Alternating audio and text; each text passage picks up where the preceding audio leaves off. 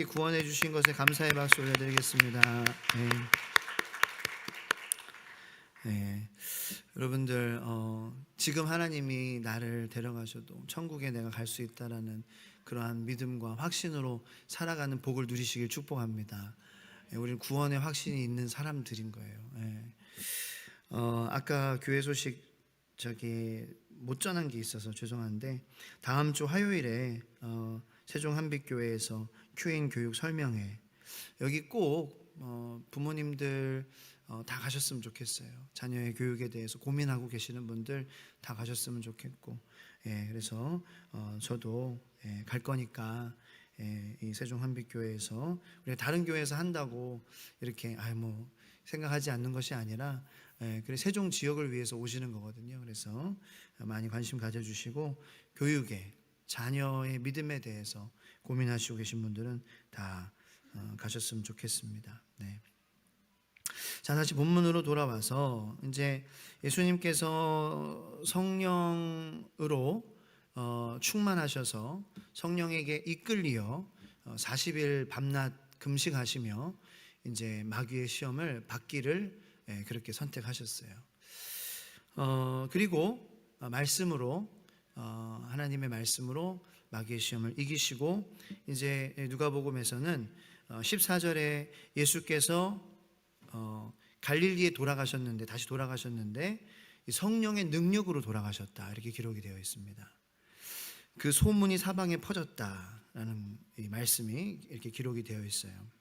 그래서 갈릴리에 돌아가시고 성령의 능력으로 갈릴리에 돌아가셨어요. 성령의 능력으로. 우리 그리스도인들은 성령의 능력으로 사는 사람들인 줄로 믿으시길 축복합니다. 우리 성령의 능력이 제일 먼저인 거예요. 성령의 능력, 성령의 충만하심, 그것이 항상 시작에 먼저 있는지 이렇게 확인해야 된다라는 것입니다. 그렇게 갈릴리에 돌아가셨을 때에 그 회당이라는 곳이 있었어요. 그래서 회당에서는 하나님의 말씀으로 이제 가르치고, 읽고 가르치고, 이렇게 토론하고, 그런 것이 항상 예루살렘 성전으로 가서 예배를 드릴 수가 없으니까 이제 회당 제도가 이렇게 생겨서 회당에서 가르치고 하나님 말씀을 또 풀어주는 거를 듣고, 랍비들이, 그리고 이렇게 랍비 초청해서 하기도 하고, 그런 것처럼 회당에서 하나님의 말씀을 가르치는 것이 이렇게 일어났었습니다. 그래서 그곳에 가서 가르치셨어요. 15절에 보니까 하반절에 뭇사람에게 칭송을 받으시더라, 칭찬을 받으셨어요. 그래서 이제 예수님께서 자라나신 곳 나사렛에 이르사, 16절에 보면은 안식일에 늘 하시던 대로 회당에 들어가사 성경을 읽으려고 서심해. 그래서 회당에 들어가서 이제 성경, 그때 당시에는 이제 두루마리로 된 성경을 회당에서 관리하는 사람이 있었어요. 그래서 회당에 한 10명 정도가 이렇게 항상 일을 하고 있는데, 회당 관리하는 사람, 두루마리 성경 관리하는 사람, 이렇게 이제 나눠가지고, 그런 기능을 나눠가지고 회당에서 이제 하는 사람이 있는데, 섬기는 사람들이 있는데, 그날은 이제 이사야의 글을 이렇게 관리하는 사람이 준 거예요. 예수님에게 이사야의 글을. 그러니까 이제 지금 현재는 우리가 성경에 장절이 있어가지고 이렇게 어디 몇 장 몇 절 펴세요. 근데 장절이 구분이 없었던 때였어요. 그래서 두루마리 성경을 이제 피는데 그냥 이렇게 글자들이 막 엄청나게 많은 두루마리들이 있었겠죠, 그죠? 그런데 예수님께서 이렇게 기록된 데를 찾으셨다라고 기록이 되어 있어요. 굉장히 어려웠을 텐데 예수님이시니까, 하나님이시니까 내가 어디를 읽어야 될지, 여기를 펴면 어떤 내용이 있을 것인지 다 아셨던 거예요. 그러면서 일부러 이사야의 61장에 나오는 말씀인데 거기를 찾으셔가지고 읽으시기 시작하는 것이 바로 18절, 19절 말씀입니다. 다 같이 한번 읽어보도록 하겠습니다. 시작. 주의 성령이 내게 임하셨으니 이는 가난한 자에게 복음을 전하게 하시려고 내게 기름을 부으시고 나를 보내사 포로된 자에게 자유를, 눈먼 자에게 다시 보게 함을 전파하며 눌린 자를 자유롭게 하고 주의 은혜를 전파하게 하려 하심이라 하였더라. 아멘. 자, 이사야 61장의 이 말씀을 찾아 읽으신 예수님을 우리는 주목해야 될 필요가 있습니다. 왜냐하면 그냥 아무데나 막 찾아서 읽으신 것이 아니기 때문입니다. 분명한 목적과 이 말씀을 통하여서 듣는 사람들에게 깨닫게 하시는 뭔가가 있었기 때문에 이 장을 읽으셨다라는 것입니다. 예수님께서 읽으신 이 이사야 61장의 말씀은 뭡니까? 다시 한번 제가 말씀드리면은 주의 성령이 내게 임하셨다. 이는 가난한 자에게 복음을 전하게 하시려고, 그리고 포로된 자에게 자유를 주시게 하시려고, 눈먼 자에게 다시 보게 함을 전파하게 하시려고, 눌린 자를 자유롭게 하게 하시려고 나에게 성령이 임했고 내가 이 땅 가운데에 그리스도로 메시아로 왔다라는 거예요. 여러분, 우리들이 제대로 알아야 될 것은 이 예수님 믿는 이 공동체는 어떻게 구성이 되어 있느냐라는 거예요. 예수님께서 어떤 새로운 그런 그 민족들을 어디서 데려가지고 믿음 좋은 사람들, 예수님 말 잘 듣는 사람들, 하나님 말씀에 복종하는 사람들, 그런 어떤 이 세상에 존재하지 않았던 그러한 새로운 스피시스, 새로운 그러한 그 어떤 종류의 third race, 제3의 그러한 민족, 제3의 인종을 새롭게 만드셔가지고 이제 이 세상에서 내가 원하는 공동체를 내가 개설하고 만들어 갈 거야, 내 뜻을 펼쳐갈 거야, 이렇게 오신 것이 아니다라는 거예요. No, 아니다라는 거예요. 예수님께서는 이 땅에 오셔서 새로운 공동체를 만드시려고 시작하시려고 오신 것이 아니다라는 거예요. 그렇다면 뭐냐? 새로운 종류의 공동체를 시작하려고 오셨다라는 것입니다. 그 공동체의 구성원들은 새로운 사람들이 아니에요. 자, 오늘 말씀에 예수님께 선포하신 말씀에 가난한 자, 이미 가난한 가운데에 있는 사람들이라는 거예요. 새로운 종류의 사람들이 아니에요. 포로된 자, 이미 포로된 자들, 이미 있는 자들이라는 거죠. 눈먼 자들, 이미 보지 못하는 그러한 이건 영적인 그러한 의미가 있습니다. 더 보지 못하는, 하나님이 세상을 창조하셨다라는 것을 보지 못하는, 하나님이 유일하신 하나님이라는 것을 보지 못하는, 하나님이 모든 사람들을 사랑하신다라는 것을, 그래서 이스라엘을 선택해 주셨다라는 것을 보지 못하는 그러한 눈먼 자들, 가난하지만 포로된 것 같지만 이 눈먼 자들이 가득한 팽배한 이러한 세상이지만 그럼에도 불구하고 하나님을 붙잡고 하나님을 사랑하고 하나님을 알려고 하나님께 매달리려고 하는 그 사람들에게 복음을 전하게 하시려고, 자유를 주시려고, 다시 보게 하시려고, 눌린 자들이었지만 그럼에도 불구하고 하나님 앞에 간절히 나아가려고 하는 그 사람들에게 이제는 예수 그리스도께서 성령이 임하셔서 그들을 자유롭게 하게 하시려고, 주의 은혜의 해를 전파하게 하시려고 이 땅에 오셨다라는 거예요. 이미 존재하는 사람들, 이미 가난함, 이미 어려움, 이미 포로됨, 이미 억눌림, 그럼에도 불구하고 하나님을 사랑하려고 몸부림치는 사람들, 그 사람들은 이제는 예수 그리스도로 말미암아 복음이 전해진 삶을, 은혜로 채워지는 삶을 살게 되는 복을 누리게 된다라는 것입니다. 포로된 자에게, 그렇게 포로된 자에게 이제는 예수 그리스도의 성령이 임하신 예수님으로 말미암아 이제는 자유가 주어졌어요. 그 사람들에게 이제는 예수 그리스도로 말미암아 눈먼 자에게, 보지 못했던, 하나님을 알긴 알았지만 사랑하려고 하긴 했지만 희미하게 뭔가 제대로 사랑하지 못, 그 예수님으로 말미암아 이제는 내가 주의 크심을 내가 귀로만 들었사오나 이제는 눈으로 내가 주를 뵙사오니, 이런 고백을 할 수 있게 그 예수님께서 오신 이유라는 거죠. 새로운 사람들이 아니에요. 이미 있던 사람들. 팔복설교도 마찬가지예요. 비슷한 맥락이거든요. 마태복음 5장에 보면은요, 한번 제가 정리를 했는데, 심령이 가난한 자는 복이 있나니 천국이 그들의 것이다. 애통하는 자, 온유한 자, 의에 줄이고 목마른 자, 긍휼히 여기는 자, 마음이 청결한 자, 화평하게 하는 자, 의를 위하여 박해를 받는 자. 이미 예수님께서는 그러한 사람들에게 말씀을 선포하셨다라는 거예요. 교회는요, 어떤 새로운 종류의 사람들로 이루어지는 것이 아니에요. 새로운 사람들. 근데 이미 심령이 가난했던 사람들, 애통했던 사람들, 온유했던 사람들, 의에 줄였던 사람들, 긍휼히 여겼던 사람들, 마음이 청결했던 사람들, 화평하게 하는 역할을 했던 사람들, 의를 위하여 박해를 받는 사람들, 이제는 그들이 예수 그리스도로 말미암아 천국이 그들의 것이 된 거예요. 위로받는 자가 된 거예요. 땅을 기업으로 받는 사람이 된 거예요. 배부른 사람이 된 거예요. 긍휼히 여김을 받는 사람이 된 거예요. 그 예수 그리스도로 말미암아 하나님을 보는 사람이 된 거예요. 하나님의 아들이라 일컬음을 받는 사람이 된 거예요. 천국이 그들의 것이 된 사람들이 된 것이에요. 그렇게 살던 사람들이. 그래서 그런 사람들에게 복이 있다. 이 복이 있다라는 의미는요, 축하한다라는 의미예요. 그래, 너 심령이 가난한 너희들 축하해.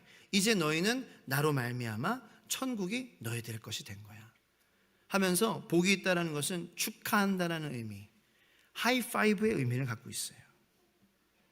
예수님은 심령이 가난한 자를 하이파이브 하시면서 축하하고 칭찬하고 환대하신다라는 거예요. 이런 사람들이 교회 공동체의 구성원이라는 것입니다. 새로운 사람들이 아니에요. 기존에 있던 사람들인데, 기존에 가난하고 눌려있고 찌들었고 상처 많고 또 상처 주기도 하고, 그런데 그럼에도 불구하고 하나님 간절히 찾으려고 안간힘을 쓰는 사람들, 그게 저와 여러분들 이 되기를 예수님의 이름으로 축복합니다. 그런 사람들의 것이, 천국이 너의 것이다. 천국은 그런 사람들의 것이다. 이게 주님께서 이사야 61장을 선택하셔서 읽으신 이유라는 것입니다. 이 새로운 종류의 공동체는요, 우리의 힘을 요구하지 않습니다. 우리의 힘으로 굴러가는 공동체가 아니에요. 오히려 이 공동체는요, 하나님께서 우리에게 오히려 필요한 것이 무엇인지 물으십니다. 상길아, 너에게 필요한 게 뭔지 아니? 그러면서 예수님께서는, 그게 뭐예요? 우리에게 필요한 거는 예수님의 은혜밖에 없어요. 예수님께서는 그래서 은혜로 모든 것을 채워주시는 곳이에요. 이곳은 은혜로 채워지는 곳이에요. 은혜가 리필 되는 곳이에요. 그것이 교회 공동체예요. 그래서 이곳에서는요, 우리가 으스댈 틈이 없어요. 은혜로 채워주시고, 은혜가 우리에게 가장 필요한 것을 우리가 아는 사람들이기 때문에 으스댈 필요가 없어요. 그래서 공동체가 성숙하고 성장하면은요, 뭐 세상에서 있는 것 가지고 막 자랑하고, 그게 처음에는 있을 수 있는 일이에요. 그런데 점점 공동체가 성숙해 나가면은 세상에서 우리가 뭐 하고 이거 누리고 이거 안에서 끌어와가지고 또 끌어와가지고 자랑할 필요가 아무것도 없어요. 그런 사람들도 아니고.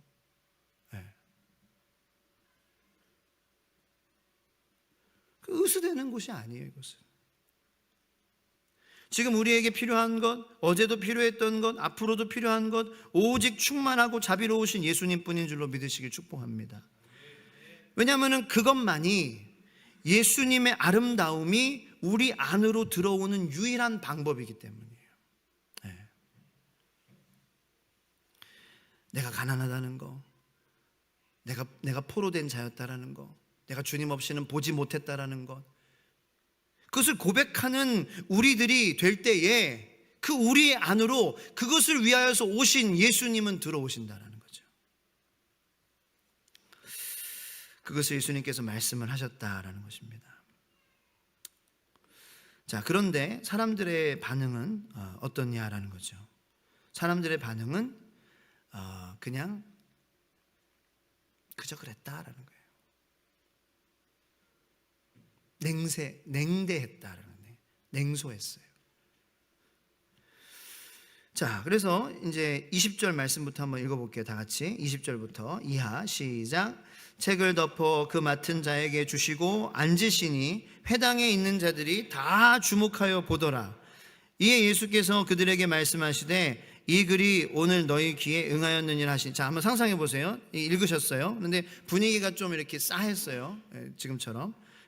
그래서 그래 앉으셨어요. 회당에 앉으셨어요. 근데 예수님을 쳐다보는 거예요. 다 조용하고 썰렁한 분위기, 냉대한 분위기. 근데 예수님께서 거기다 또 한마디를 더 던지세요. 이 글이 너희 귀에 응하였으니까 너희들에 대한 말씀이야. 너희들을 위한 말씀이야. 알겠어? 이렇게 말씀하셨다는 거예요. 22절 말씀 또 계속 읽겠습니다. 그들이 다 그를 증언하고 그 입으로 나오는 바 은혜로운 말을 놀랍게 여겨 이르되 이 사람이 요셉의 아들이 아니냐. 그래서 놀랍게 여긴 사람들이 있어요. 와, 요셉의 아들이 저렇게 말씀을 선포하고 가르치고 대단하네 이렇게 하는 사람들도 있었어요. 그런데 그게 어떤 좀 비꼬는 것도 많이 있었지 않았을까. 그래서 예수님이 23절 이렇게 말씀하신 것 같아요. 23절 시작.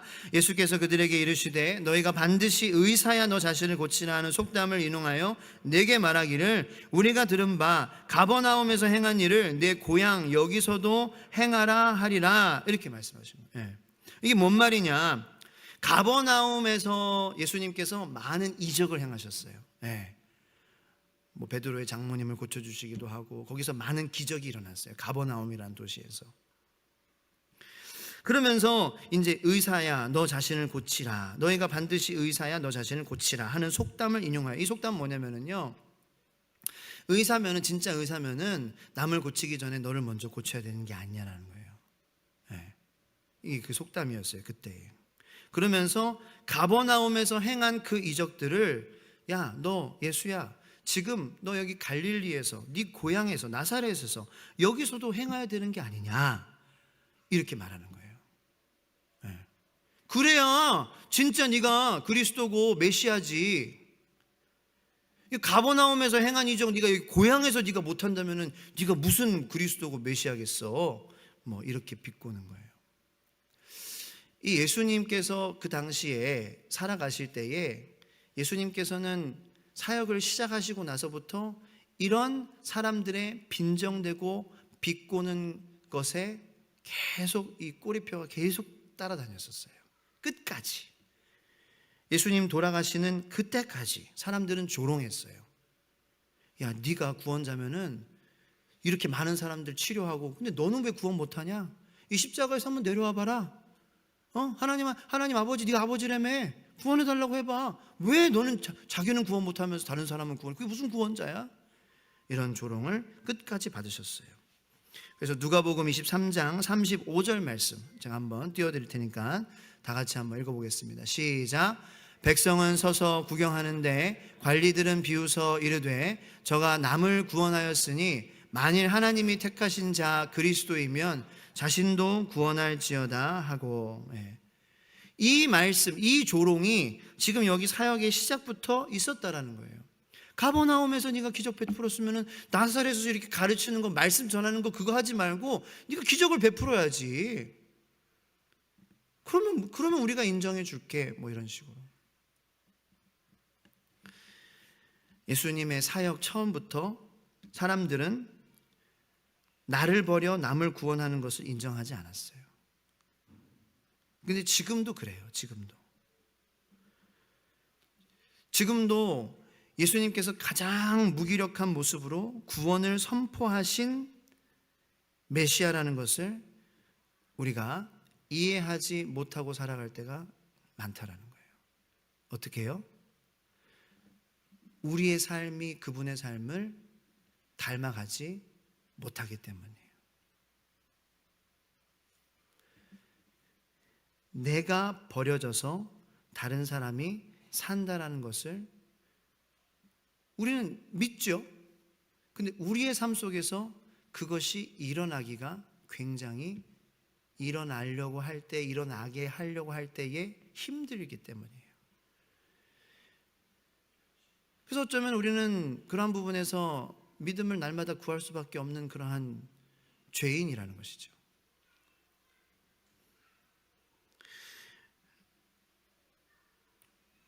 저도 어떤 목사님에게 들은 얘기인데요, 문어가 왜 그렇게 발이 많은지 아냐라고 질문을 받으셨대요. 어떤 목사님께서. 그 질문을 한 사람이 그 목사님에게 이렇게 얘기를 했답니다. 문어 새끼를 보호하기 위해서 문어가 발이 그렇게 많다는 거예요. 그러면 그 새끼들은 이렇게 막 발로 이렇게 막 저기 막 이렇게 막 적들 못 오게 막 이렇게 하는 거죠. 예. 그리고 그 새끼들은 안에서 그 엄마를 파먹고요. 그 엄마는 죽는 거예요. 예. 그게 엄마 문어의 삶이라는 거예요. 그렇습니다. 우리가 뭐 동물의 왕국이라든지 이런 것을 보면은요, 이 자녀를 위해서 자기의 자신을 끝까지 희생하는 그러한 DNA를 하나님께서 자연 가운데에 뭐 식물, 곤충, 동물, 뭐 바다의 생물들에게 많이 주셨음을 우리는 봐요. 그런데 이 인간만이 자식보다 더 자기가 중요하고, 이웃보다도 자기가 더 중요하고, 부모보다도 자기가 더 중요한 그러한 모습을 갖고 살고 있어요. 그것이 이제 그 목사님께서는 sin이라고, 죄 때문에. 그러면서 sin, 죄, S-I-N을 그 목사님은 이렇게 풀어주신 거예요. self, 자기 자신, interested, 자기 자신의 관심이 있는 nature, 그러한 성질을 갖고 있는 것이 바로 죄라는 거죠. 이게 죄라는 거예요. self, interested, nature. 우리 모두에게 순간순간 올라오는, 죽였는데 또 다시 태어나, 죽였는데 또 다시 올라와. 이게 죄라는 거예요. 죄. self-interested. 내 자신에 대한 관심. 내 자신을 놓지 못하는 것은 끊임없이 우리 인간에게 계속해서 나타난다는 거죠. 나, 내 새끼, 내 가족, 내 일, 내 교회, 내 사역, 내 나라, 내 민족만.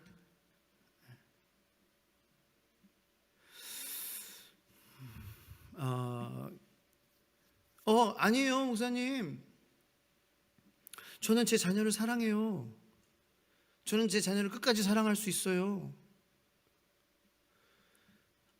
그렇게 반문하시는 분도 있을 수 있어요.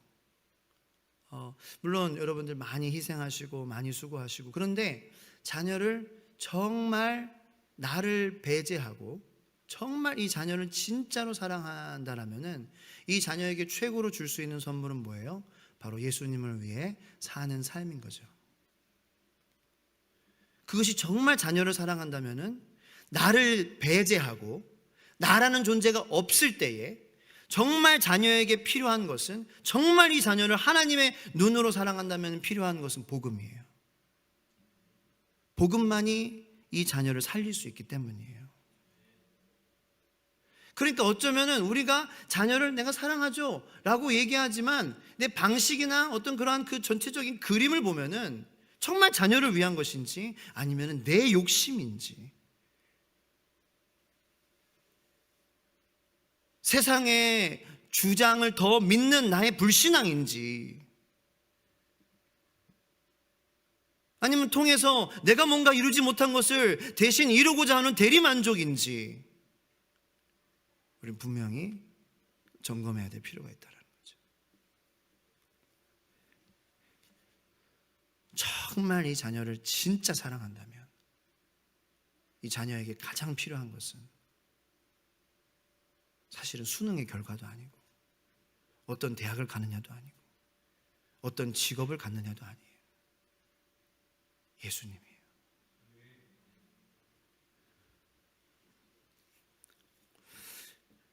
그걸 예수님이 말씀하시는 거예요.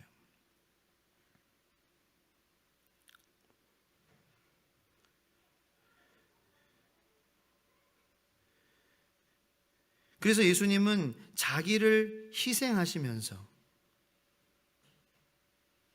까지도 너를 구원하려고 하는데 너희들은 인정하지 못하고 믿지 못하고 나를 조롱하고 나를 죽이려까지 하고 있는 이런 사람들과 예수님은 매일매일 살고 계시다는 거죠. 매일매일 그런 사람들에게 끝까지 그래도 가셨어요.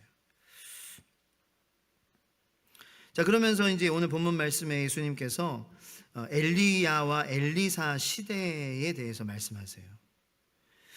25절과 27절, 25절부터 27절까지 말씀입니다. 다 같이 읽겠습니다. 시작. 내가 참으로 너희에게 이르노니 엘리야 시대에 하늘이 3년 6개월간 닫히어 온 땅에 큰 흉년이 들었을 때에 이스라엘에 많은 과부가 있었으되 엘리야가 그중 한 사람에게도 보내심을 받지 않고 오직 시돈 땅에 있는 사렙다의 한 과부에게 뿐이었으며 또 선지자 엘리사 때에 이스라엘에 많은 나병 환자가 있었으되 그 중에 한 사람도 깨끗함을 얻지 못하고 오직 수리아 사람 나만 뿐이었느니라. 아멘.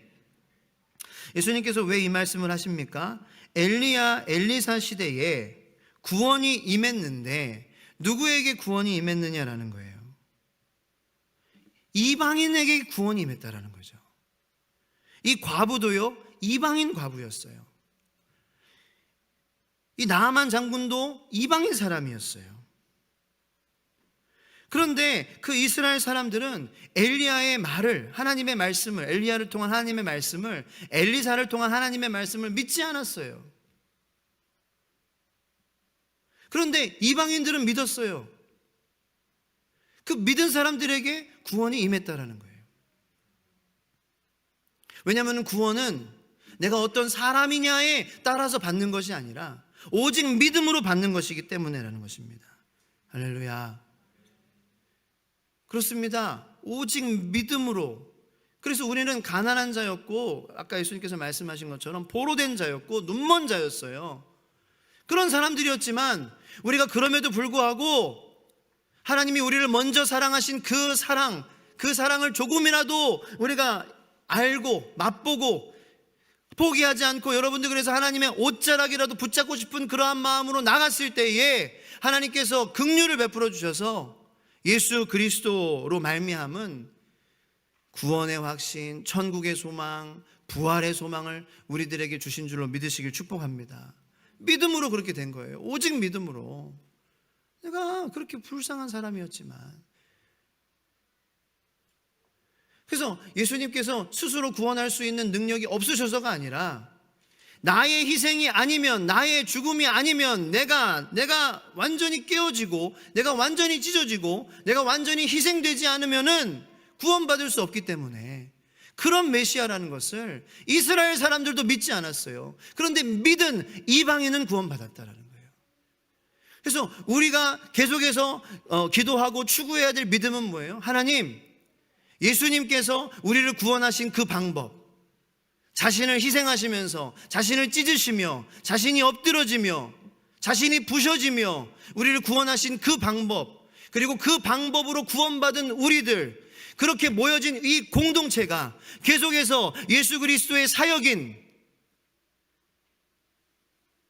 무너진 자들, 포로된 자들, 눈먼 자들을 위해서 우리 자신 삶을 내어드리는, 그래서 sin, self-interested nature가 아닌 이제는 selfless, 이제는 내 자신이 없어짐으로, 하나님의 영광을 내 자신이 깎아짐으로, 내 자신이 낮아짐으로, 내 자신이 깔아짐으로 나를 밟고 하나님을 보게 된다면 그것은 참 감사한 일이라고 고백할 수 있는 그러한 마음을 달라고, 믿음을 달라고 구해야 된다는 것입니다.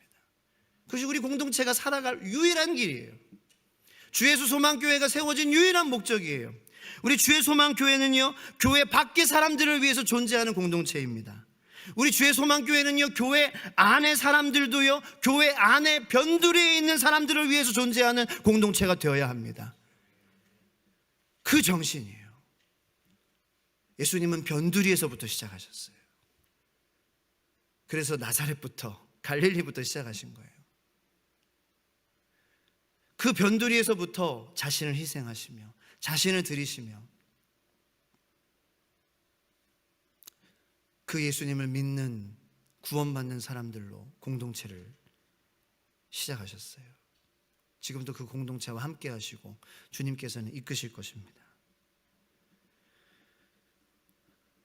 교회는 교회 밖의 사람들을 위해서 존재한다. 우리가 절대 잊지 말아야 돼요. 그래서 교회 중심에 있는 사람들은요, 계속 관심사가 밖에 있는 사람들이 되어야 돼요. 내가 중심에 있으니까 나에게 give me attention, 나를 바라봐, look at me, 나를 바라봐, 내가 이렇게 하고 있잖아. 그건 교회가 아니에요. 세상 단체는 그래요. 근데 교회는 중심에 있는 사람들은 항상 변두리를 향해야 돼요. 그리고 세상 밖에 있는 사람들을 향해야 돼요. 아멘. 그게 교회예요. 그게 교회예요. 저는 1119를 준비하면서 너무 감사한 거예요. 왜냐하면 수많은 성도님들이 손님들 데려오려고 많이 애쓰는 모습을 보게 되거든요. 그 200명, 300명이 온다는 건 아니에요. 그런데 30명, 40명이 오더라도 너무 애쓰는 모습들이 보이는 거예요. 너무 감사한 거예요. 와, 진짜 하나님 역사하시는구나. 그러면서 또 여기저기서 준비하시는 분들도 막 기쁨으로, 오늘 찬양대가 저기 4층에서 연습하는데 저 오늘 토요일인 줄 알았다니까요. 원래 토요일 저녁에 연습하시거든요. 그래서 이번 주는 되게 빨리 갔네. 벌써 내일이 주일이야. 왜냐면 연습하시는 소리가 들리니까 그렇게 착각할 정도로 아주 그냥 분위기 항상 좋고, 분위기 좋게 연습하시고, 데코 모여서 하고, 중보기도 기도해 주시고, 방송팀도 유기적으로 이런저런 다 알아서 준비해 주시고, 안내팀도 그렇고요. 다. 그래서 너무 그런데 오늘 새벽에 하나님께서 제 멱살을 잡으시더라고요. 제 뒤통수를 농담이고 두려운 마음을 주셨어요. 그러면서 딱 생각나게 하신 비유 말씀이 있어요. 탕자의 비유. 이 탕자가 돌아온 것은 분명히 좋은 것인데 그 집에 함께 살고 있는 처자들은 시기하고 질투하고 미워했다라는 거죠. 이런 일이 우리 교회에서 1119 이후에 벌어질 수 있겠다. 그 밖에 있는 사람들 데려오러 가는 그러한 노력을 보면서 안에 있는 중심에 있는 사람들이 기도하고 깨어있지 않으면 그 비유에 나타나는 첫째 아들과 같은 반응을 분명히 보일 수 있겠다라는 거예요. 충분히 있을 수 있어요. 왜냐하면 그렇기 때문에 예수님께서 비유로 말씀하신 거예요. 왜 그렇게 돈을 쓰냐, 왜 이렇게 식사비에 많은 그러한 돈을 또 이렇게 하고, 왜 선물은 또 이렇게 하고, 왜 그렇게 준비하고, 이런 모습이요, 안 좋게 보는 성도님들도 계실 수 있다는 거예요. 비난하는 거 아니에요. 제가 그런 사람이 될 수 있는 거예요. 어떻게 하면? 기도하지 않으면. 예수님의 영이 나와 함께 하지 않으면 변두리에 있는 사람, 밖에 있는 사람, 가난한 자, 그렇게 포로된 자, 그렇게 눈먼 자들 다시 오게 하는 거, 이거 이스라엘 사람들이 믿지 않은 것처럼, 그런 예수님을 조롱했던 것처럼 그러한 교회의 모습을 조롱할 수 있는 것이 바로 우리 sin, self-interested nature, 자기 자신에 대한 관심을 갖고 있는 우리 죄인들이라는 것입니다. 그래서 제가 절대 자랑이 아니라 제가 이거 말함으로 저를 묶는 거예요. 그래서 3일 금식 저는 하기로 결단했어요. 금, 토, 일, 저는 일요일에, 주일에 그 음식 저는 못 먹어요. 갈비. 근데 우리 식사팀이 서운해 하시지 마시기 바라고요. 나중에 같이 맛있는 거 먹어요. 저는 제가 안 먹어서 저 한 사람이 3일 금식해서 우리 모든 교인이 첫째 아들과 같이 탕자의 비유처럼 그렇게 되지 않으면요, 저 힘들지만 그렇게 하라고 마음을 주시는 것 같아요. 저를 위해 기도해 주세요. 제가 자랑하려고 말씀드리는 거 아니에요. 내가 말한 걸로 나를 묶고 싶어서 그래요. 이제는 빼도 박도 못해요. 저는 해야 돼요. 금, 토, 일 3일 금식. 3일 금식 연속으로 한 건 오랜만이에요. 그래서 두려운 마음도 있어요. 왜냐하면 항상 첫째 날은 머리가 굉장히 많이 아프고 항상 그 진통제를 계속 이틀 3일째는 계속 먹어야 되거든요. 최근에는 한 끼만 안 먹어도 막 손이 부들부들 막 떨리더라고요. 근데 하나님이 근데 하라고 하시니까 저는 힘 주실 줄로 믿습니다. 네, 여러분 우리가 그래서 이 시간은 그 예수님을 믿지 않는 조롱하는 이 사람들의 모습이 우리의 기도하지 않으면 우리의 모습이다. 내가 예수님을 사랑하는 것 같지만 여전히 자기 자신을 내어드려 구원하신 예수님을 믿지 못하는 그러한 그 믿음이 내 삶 속에서 나타나고 있는 것을 보지 못하는 거죠. 내 삶이 드려지는 것은 싫어하고 예수님 드려지는 것은 좋아하는 이런 삶이 아닌 그런 예수님을 믿는 우리의 믿음의 고백처럼 우리도 그렇게 드려짐으로 다른 변두리에 있는 사람들이 들어오고 밖에 있는 사람들이 들어오는 것을 예수님처럼 기뻐할 수 있는 그러한 마음을, 그러한 믿음을 가진 저와 여러분들 되기를 예수님의 이름으로 축복합니다. 우리 시간 그러므로 간절히 기도해요. 기도밖에 없어요. 그래서 주님 불쌍히 여겨주시고 이 가운데서도 이 정말 많은 성도님들이 노력하고 기도하고 관심 가져주시고 마귀가 얼마나 틈타겠어요. 어디 새는 데 없나, 어디 틈 없나, 우는 사자와 같이 지금 모든 이들의 마음을 이렇게 막 지금 막 보고 있을 거예요. 그래서 우리는 더 우리가 우리의 최선의 노력을 하면서 또 최선의 기도를 하고 최선의 찬양을 드리고 예배를 드리고 그렇게 하는 시간이 됐으면 좋겠습니다. 그래서 여기 와서 이렇게 같이 함께 예배 드린 여러분들 감사드리고 여러분들을 봐서 제게 큰 힘이 되고요. 같이 이제 간절한 마음으로 좀 오늘 말씀을 생각하며 처음에는 좀 조용히 기도하고 축도하고 또 간절히 뜨겁게 기도하는 시간을 갖도록 하겠습니다. 기도하겠습니다. 주님, 하나님, 저는